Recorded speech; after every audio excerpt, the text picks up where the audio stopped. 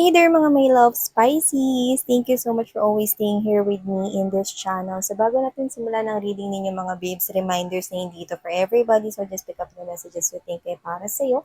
At kung feel mo na ang reading na to ay for you, then this reading might be really for you. And syempre, wala tayong gender here, babae, lalaki, LGBT cross watchers, you're all welcome here mga babes. Just take how this resonates and please apply this into your own unique situation. So, without further ado, let's begin and let's see what we have here for you, Pisces. Whispers and angel guides, Archangel Michael, thank you so much.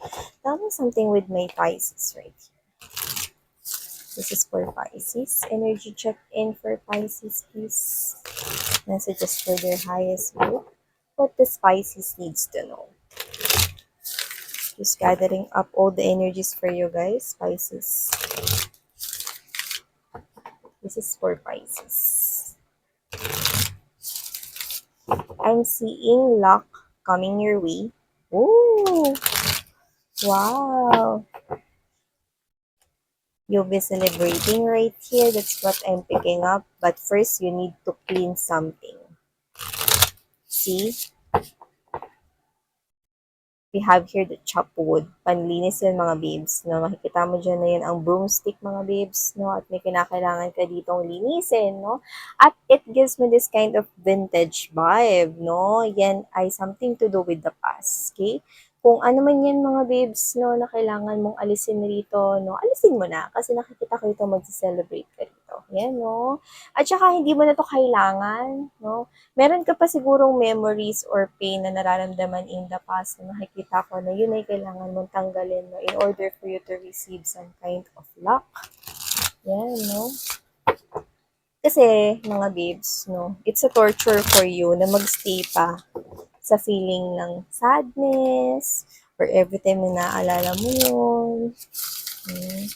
So, hindi naman kailangan na agad-agad, no? Pero kailangan mo talagang ayusin yan, i-fix yan, mag-shadow work. Shadow work is fixing here, no? Facing your fears right here, lalo na kung past yan. Okay? Because it's time for you to go. That's what I'm getting. It's time for you to receive that luck. Okay? That big luck right here. Okay? Actually, sa iba, halos lahat sa inyo, pera yun.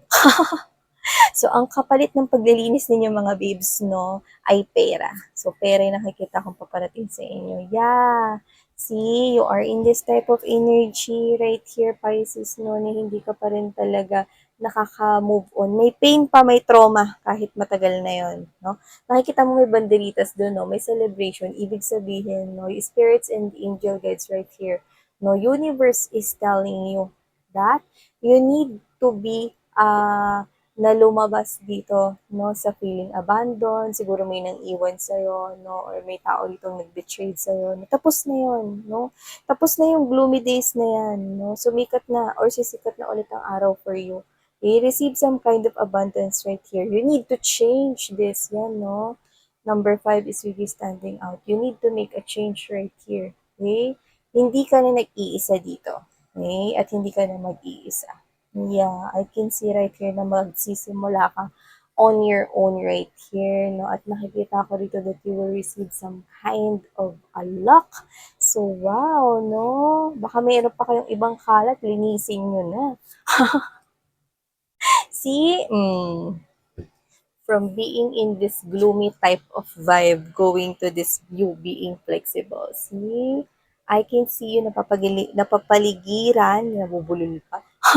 Napapaligiran ka rito ng mga happy colors, no? At ang maganda, mga babes, no?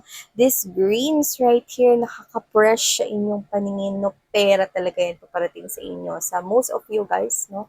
Pera yan, alak na yan, no? Trabaho, si tuloy-tuloy, tinan mo, no? Kita mo, banderitas here ba rin, banderitas there, no? Tapos yung kanina sa chopwood, di ba? So, see, I can see right here that this is you, no? Natatawid ka rito, no? Sa ganitong klase ng mundo. But see, you need to be flexible. Kailangan mo rito na gumawa ng action yun, no? At yun nga yung kalimutan ng nakaraan, no? Kailangan mo nang tapusin yun. See, number 19 is standing out. When you add it up, you will get 10. 10 is the number of endings for you to begin new beginnings right here. Yeah. Okay? So, kung hindi mo pa mahal talaga yung sarili mo, you need to do some kind of self-love right here. See, sarili mo naman, no, lalo na kung puro yung inuuna mo, no, is yung mga iba, no, tapos yung mga iba na yun, hindi pa na ibabalik yung klase, no? Hindi na na-reciprocate yung ibinibigay mo sa kanila. See? Clean it up, clean it up. Ayan o, pinagsasampal na tayo rito. Clean it up, no? Ayan o, nakatingin na dito yung deer. Alam mo ba, itong deer na to, meron akong deck, no? Which is, ang deer is the symbol of money, no? Ayong deer na yan, mga babes, no? Is the symbol here of stability. Yan. So, whatever it is, no? Your life will be at a balanced state right here. See, we've got number 21. When you add it up, what will you get? Number 3. That's the number of balance. See, babalance yung buhay mo rito. Okay? So, yeah. Kumbaga sa truck ng basura, no, nagpot-pot na. Ang truck ng basura, mga babes, na itapon nyo na lahat ng mga hindi nyo na kailangan ng mga emotions no, dahil nakikita ko rito na maganda yung life na magsisimula for you at ang maganda makakapag-start ka rito, no? At karamihan sa inyo, no, it has something to do with money. Money, increase of money, good flow of money, no? So, yan, no? Career, job, whatever, business, no? See, taray. Makikita ko rito, yung iba pangarap ninyo mga bahay, mga babes, no? So, nakikita ko yan mangyayari.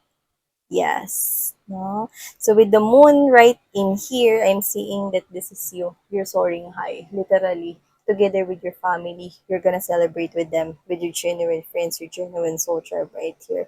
It's like this is you, na parang, with this no place like home Pisces, this is you na mas marirealize mo rito na parang nakabalik na ako ulit sa sarili ko. This is you connected ulit sa sarili mo. Aww. So this is you, Pisces. You're gonna soar higher right here, honey. You're gonna achieve success right here when it comes to business. The doors of opportunities involving money is about to enter your life. See? If you continue to make mukmok and if you continue to just ignore that torture na yung tumutorture sa'yo, no, na nangyari in the past, no, then you need to get up and do something about it. You need to, okay? Kasi matapang ka, okay? Oo, sensitive ka, pero matapang ka, Pisces, okay? Kailangan mong labanan ito in order for you to move forward to the life right here that is above the clouds. Life above the clouds, diba? So, yun. See, you're gonna achieve, you're gonna achieve your manifestations no humuhulma na rito. Yung manifestations mo dito, Pisces, see, we have here number 20. Ano ba yan pag hinati mo? 20 divided by 2 is 10. Yan. Mat na tayo dito. See, you need to end something in order to begin something here. See, your manifestation is humuhulma na. Nagpapakita na rito mga babes, no, lahat ng mga hinahangad mo na umentor sa life mo, yung mga bagay na na-manifest mo, Pisces. Eto na yun, mahal, no? So, kailangan mo talaga rito na magligpit ng kalat, no? Itapo na yan, no? At i-shoot dun sa truck ng basura. Yeah, see? With the thinker right here, huwag ka na rito mag-isip pa about the past. Just look up, see? Kung papansin mo na may banderitas talaga dito, stability is coming. See? Strong. Angel number 44444, stability is coming towards you. See? Ayan na yung building blocks, no? Katabi mo na, no? At napapalibutan ka na rito ng mga manifestations, no? Ayan na. Nag-change na yung life mo. Mag-change na rito yung life mo rito. So, don't overthink this, Pisces. Huwag mo na pag-isipan, no? Na kaya ko ba to? Kasi alam ko may pagka-sensitive kayo mga mahal eh. I know that. Okay? But whatever the case may be, I'm picking up that this is you.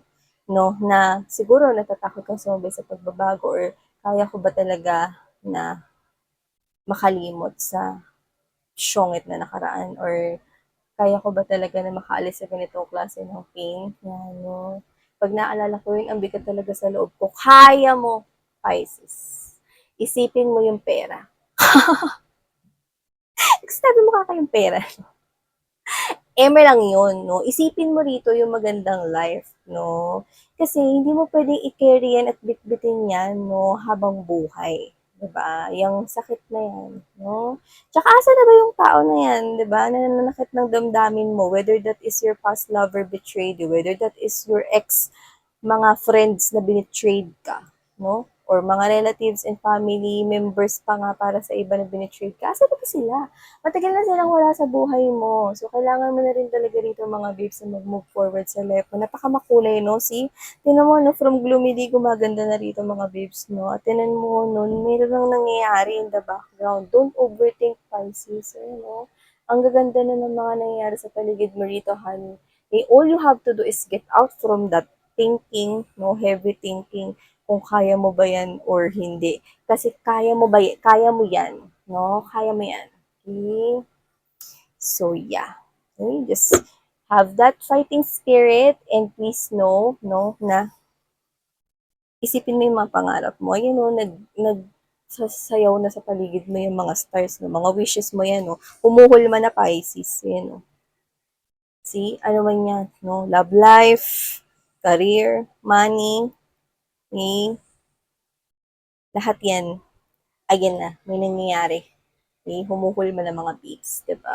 So, at the bottom of the deck, we have here the milk and honey. See, tinan mo, no? Naka-ano siya, naka-upside down. Yeah, see, we have here the soulmate. You need to connect here to your soul. For others of you, you could be manifesting here as well someone who is a true soulmate. This person is coming in. But in general, I'm picking up that this is you. You need to connect here to yourself. Okay? You need to connect here to yourself. You need to have that self-worth. Yung talagang self-love. Yung talagang magaling ka na. Yung talagang healed ka na. Papunta ka na talaga doon. See? For you to be able to receive this milk and honey. Okay? Kapag kaya inagawa mo, no, at nahanap mo at patagpuan mo ang sarili mo, gaganto yung mga babes. No? See? Ang sarap sa pakiramdam nito no milk and honey. It's like this is you enjoying right here. Wala ka ritong iniisip na problema. Wala ka ditong stress or kahit na ano, feels like home, you're gonna soar the sky right here. Ituloy-tuloy mo lang rito mga babes ang pag-heal kasi makakarating ka dito sa no place like home. See, consistency is the key and syempre walking away from something that is no longer beneficial to you. And look at that. See, if you want love, there's someone here coming towards you. Same as your energy right here, no? At magtatagal yan, no? Long-term commitment itong nakikita ko dito kasi penguin can stand, no, through snows, no, through cold weather. Yan, no, hindi na kailangan ng kumot, no, kasi ang kumot ay magiging kayong dalawa sa isa't isa. Taray! Saan nakakabili yung kumot na yan? So, yan nga, Pisces, no, alam ko, no, sometimes sa panghihinaan kayo ng loob, no, pero kaya mo yan. Diba? Tsaka ang ganda, ang dami naghihintay sa'yo rito. Nakita ko rito ng a lot of healing and a lot of abundance. Yan, no? Especially in money. Money, money, money. Sumayo. So, yun mga babes. Thank you so much. Sarang heyo. Love and life. Annyeong.